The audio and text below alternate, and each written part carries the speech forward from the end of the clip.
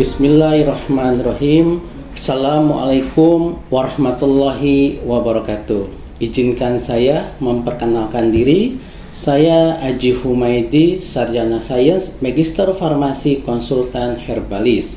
Saya adalah salah satu dosen di program studi Sarjana Farmasi Fakultas Ilmu Kesehatan dan Teknologi Universitas Binawan dengan bidang keilmuan kimia farmasi.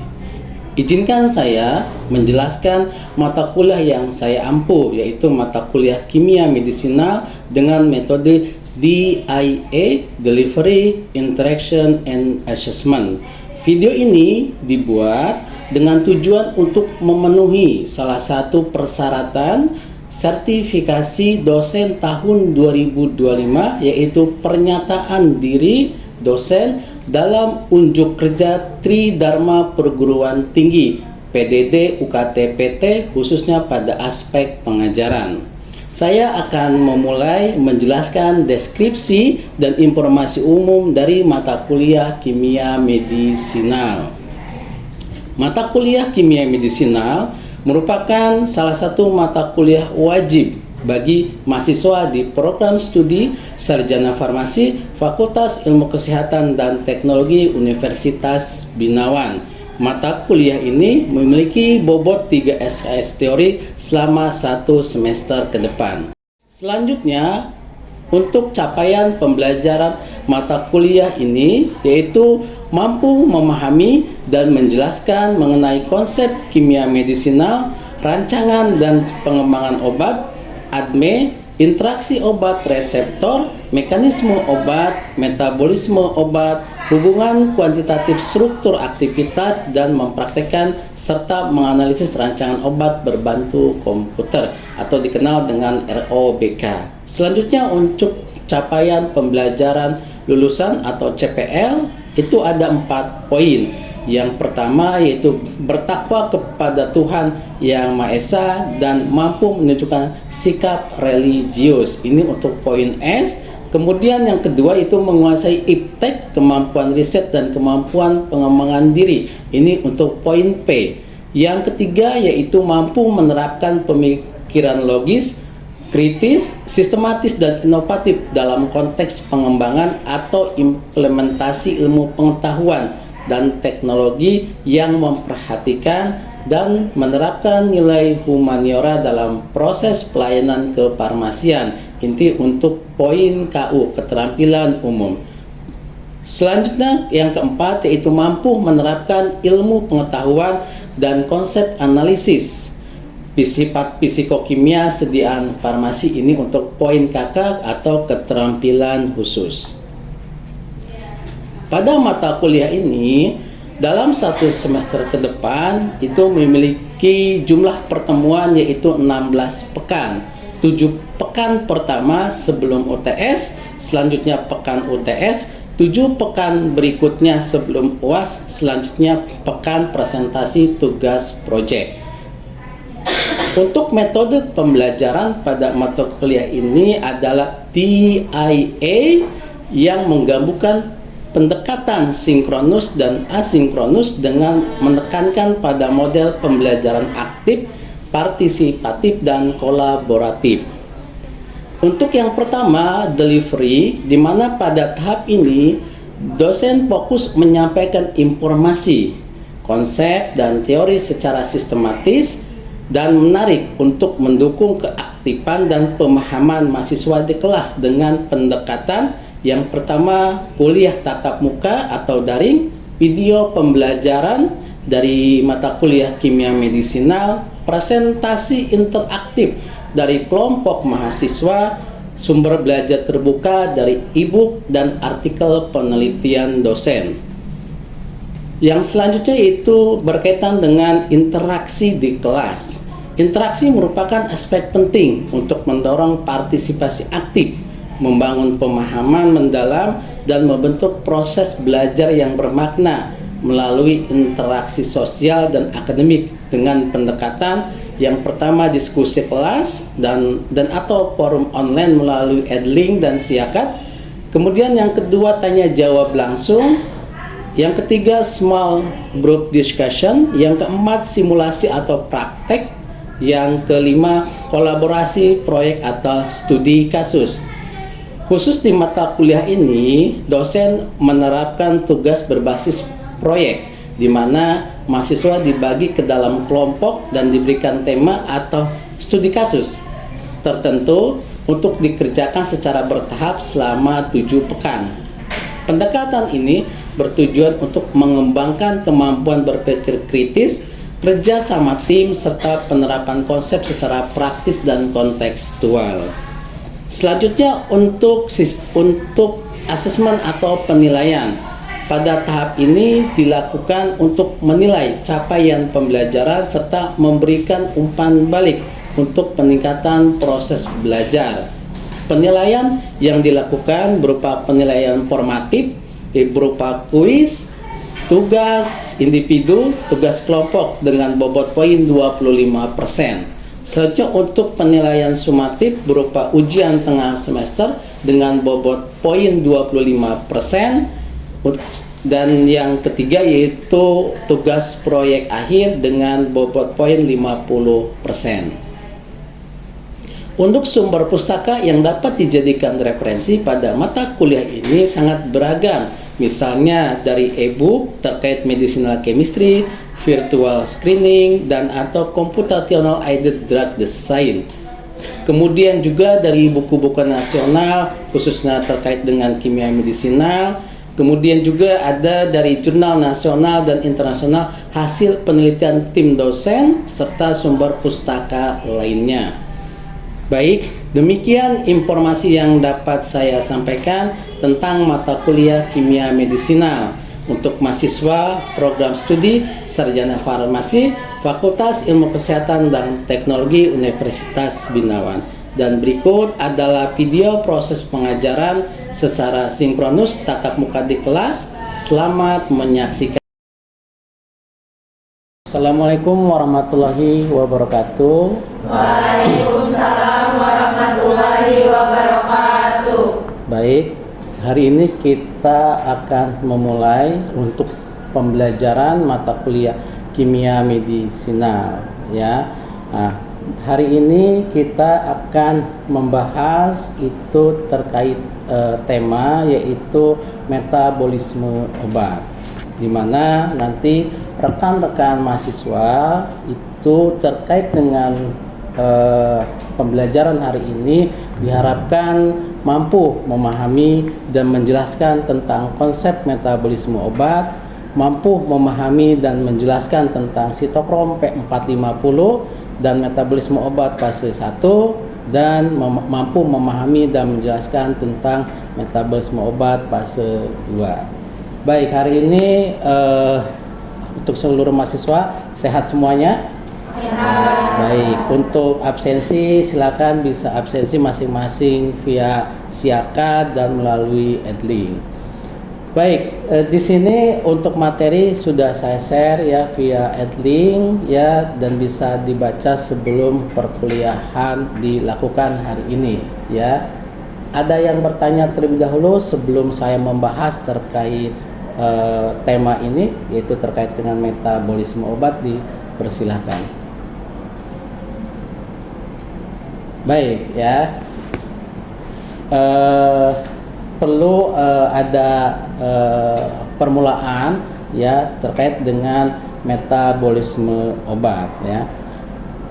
Diawali bahwa metabolisme obat merupakan salah satu proses di mana obat ya yang tadinya inaktif menjadi bentuk aktif, di mana nanti akan melibatkan proses farmakokinetik maupun nanti proses farmakodinamik. Tentu rekan-rekan sudah belajar apa itu farmakokinetik dan itu apa farmakodinamik ya. Farmakokinetik itu merupakan salah satu ilmu ya yang mempelajari ya bagaimana obat ya atau molekul obat setelah diaplikasikan masuk ke dalam tubuh ya, berupa nanti ada proses absorpsi, distribusi, metabolisme, dan ekskresi atau eliminasi ya.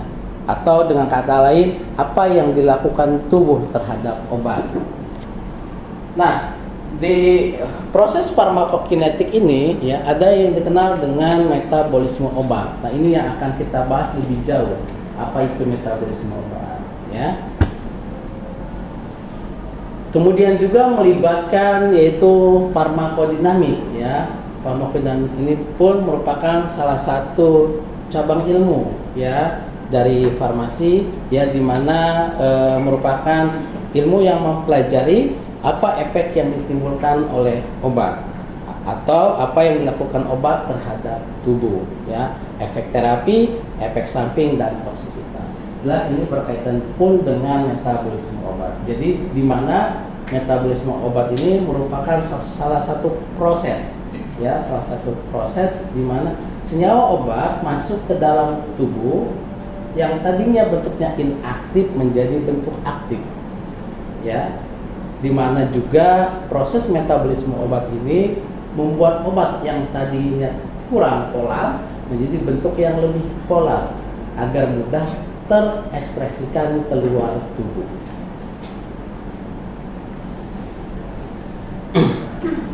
Baik, ini ringkasan sederhana atau skema sederhana terkait proses farmakokinetik dan farmakodinamik, di mana obat dirutekan melalui rute oral ya. Nanti di rute oral kita kenal ada proses disintegrasi ya, proses disolusi, tapi kita poin pentingnya pada hari itu terkait dengan metabolisme obat ya. Di sini kita akan fokus pada proses metabolisme obat. Metabolisme obat ini merupakan salah satu proses atau konversi ya metabolik ya molekul obat atau xenobiotik. Kenapa dikenal dengan xenobiotik? Ya karena obat ya merupakan salah satu zat asing yang masuk ke dalam tubuh ya. Kemudian nanti akan dikonversi menjadi bentuk lain yang lebih polar dan mudah terekspresikan keluar tubuh ya. Esensinya apa? Metabolisme obat ini merupakan mengubah molekul obat sehingga mudah diekskresikan tadi ya.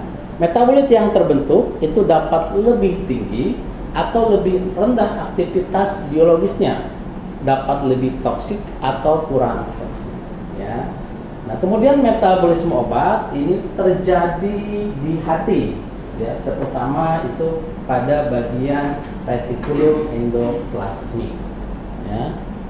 Juga terjadi di jaringan-jaringan yang lain seperti usus, ginjal, paru-paru dan organ yang lainnya ya. Ini terkait tempat dari metabolisme obat. Kemudian faktor-faktor yang mempengaruhi metabolisme obat ya, ada usia, gender ya, variasi genetik antar spesies, variasi genetik intraspesies, kondisi fisiologis dan patologis baik penyakit ataupun pada kehamilan. Selanjutnya yaitu induksi dan inhibisi enzim, makanan atau diet, interaksi obat, faktor lingkungan, kemudian rute of administration atau rute administrasi dari sediaan farmasi. Ya. Nah, kita lihat di sini ada beberapa faktor yang mempengaruhi metabolisme obat. Ya, ini sangat jelas. Misalnya usia, ya, antara anak-anak, dewasa, remaja, dan lansia tentu, ya, secara faktor anatomi dan fisiologinya sudah berbeda. Ya, pasti akan mempengaruhi proses metabolisme obat. Yang selanjutnya misalnya berkaitan dengan induksi dan inhibisi enzim, ya, ini pun jelas mempengaruhi metabolisme obat karena ketersediaan enzim di dalam tubuh untuk masing-masing individu berbeda-beda, ya, baik persentase ataupun yang lainnya, sehingga nanti akan mempengaruhi proses metabolisme obat. Dan yang jelas jalan masuk atau rute administrasi pun ini akan mempengaruhi proses dari metabolisme obat. Rute oral pasti berbeda dengan rute intravena atau rute yang lainnya.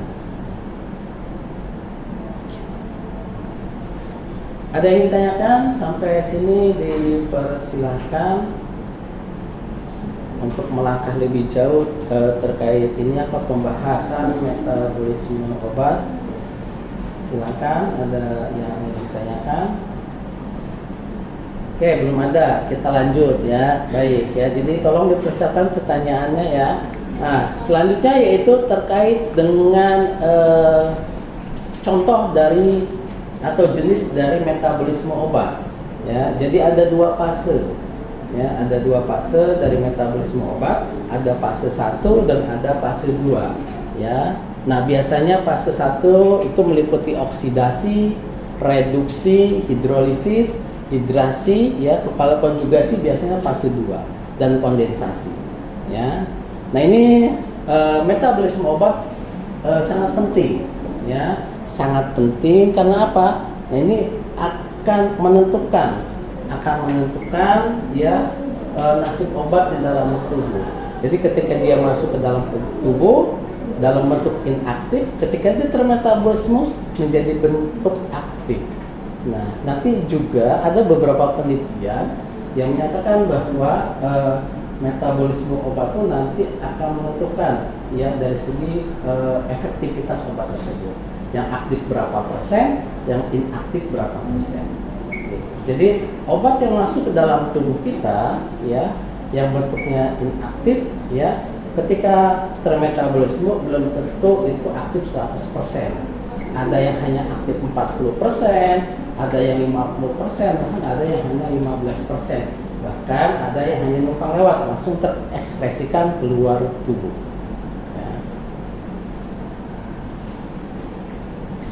Baik, nah ini ringkasan atau skema singkat ya terkait dengan proses metabolisme obat ya, di mana metabolisme obat ini obat ya ini ketika termetabolisme tadi di hati ya khususnya di RE retikulum endoplasmi ya ini fase 1 itu melibatkan enzim sitokrom P450.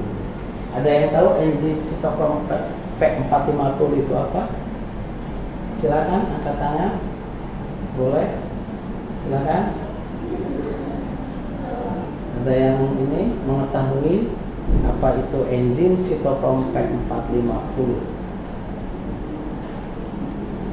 Silakan.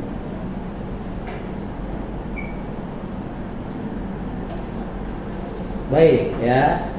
Selanjutnya saya tunggu nanti pertanyaan-pertanyaan selanjutnya ya. Jadi silakan untuk dilihat kembali ya. Nah, di sini fase 1 ya. Fase 1 ya di mana nanti melibatkan enzim sitokrom P450 ya. Kita bahas dulu enzim sitokrom P450 itu apa ya. Nah, ya. Baik. Enzim sitokrom P450 atau dikenal dengan CYP itu merupakan suatu sistem enzim ya atau gabungan beberapa enzim dan kofaktor yang terdapat pada membran ribofilik RE retikulum endoplasmik atau mikrosom halus sel hati. Ada yang menyebut juga yaitu dikenal dengan mikrosomal mixed function oksidasi ya karena fungsinya yang banyak dalam mengkatalisis berbagai reaksi ya. Disebut juga monooksigenase karena membutuhkan satu molekul oksigen per molekul substrat dan satu atom diantaranya akan terikat dalam molekul substrat yang lain ya. Nah, ini untuk enzim sitokrom P450.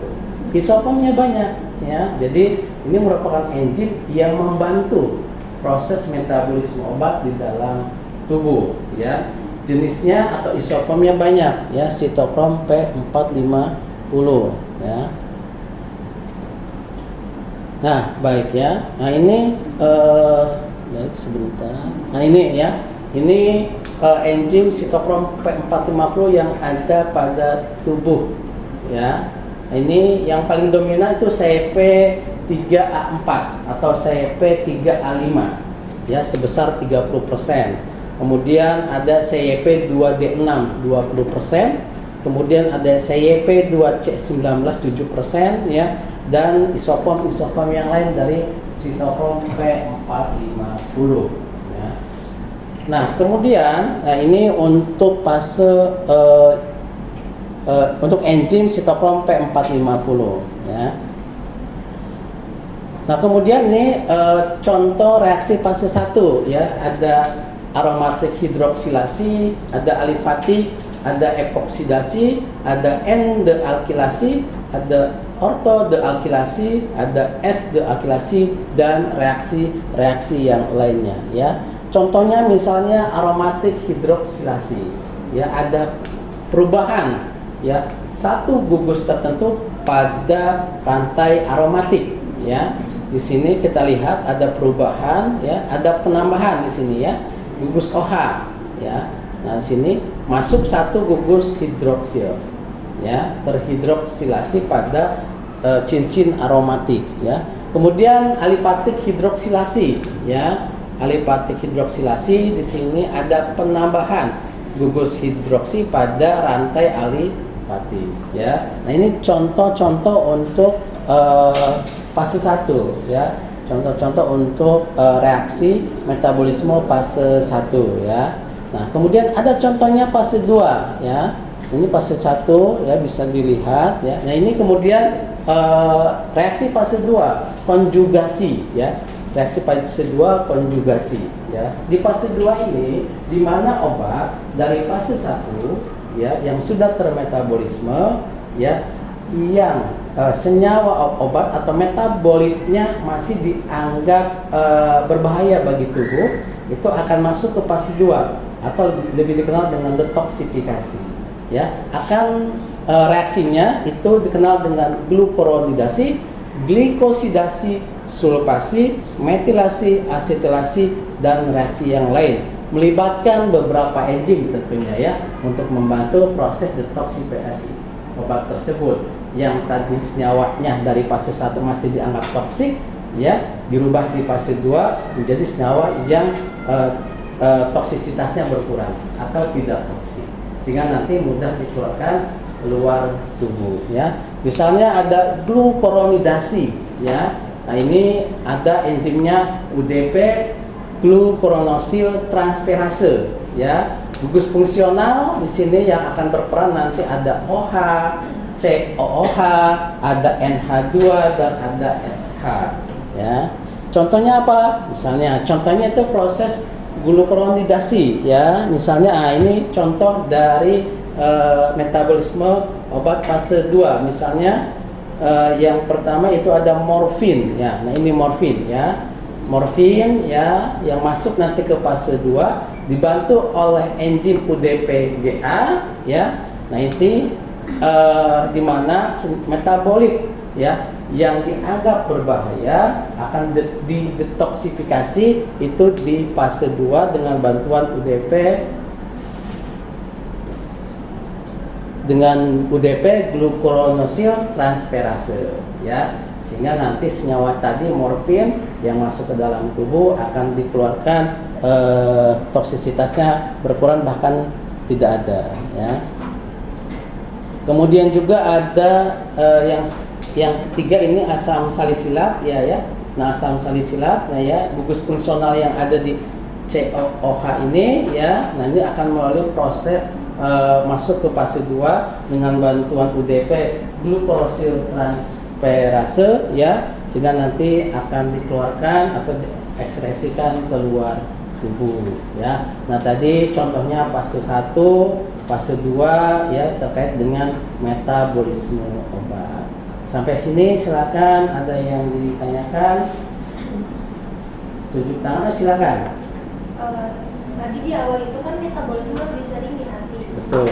Itu tuh gimana kalau misalkan si hatinya itu rusak, apakah metabolismenya itu terganggu atau bagaimana?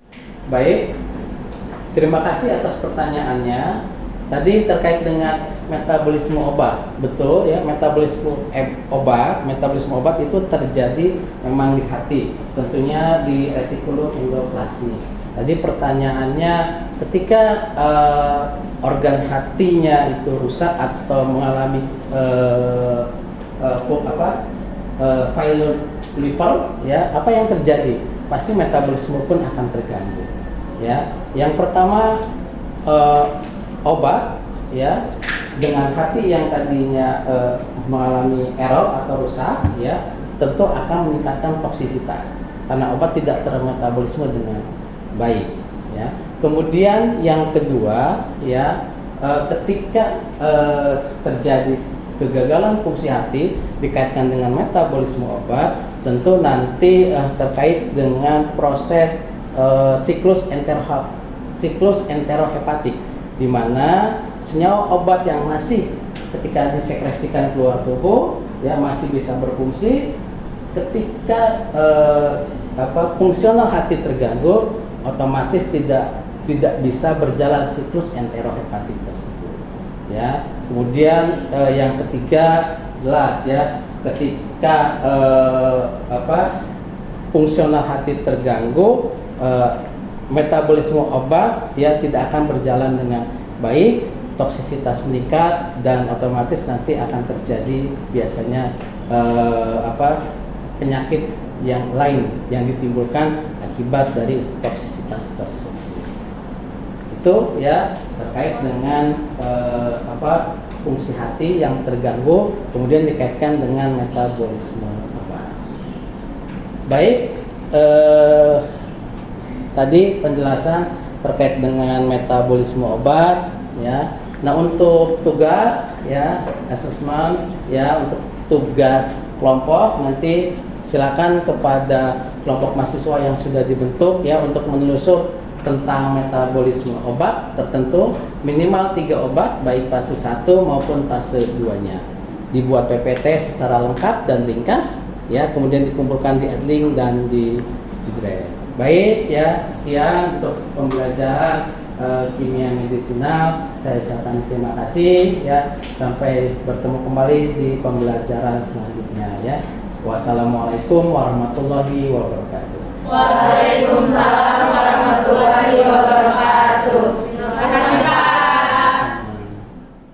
Demikian deskripsi singkat dan proses pengajaran mata kuliah kimia medisinal yang saya ampu. Semoga dapat memberikan gambaran mengenai kinerja dalam proses pengajaran yang saya lakukan, khususnya di mata kuliah kimia medisinal program studi sarjana farmasi Fakultas Ilmu Kesehatan dan Teknologi Universitas Binawan.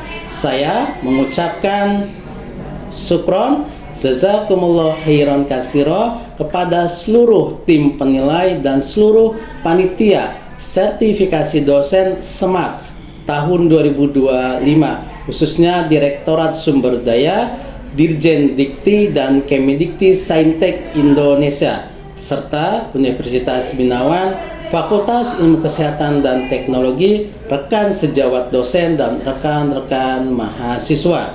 Saya akhiri, wassalamualaikum warahmatullahi wabarakatuh.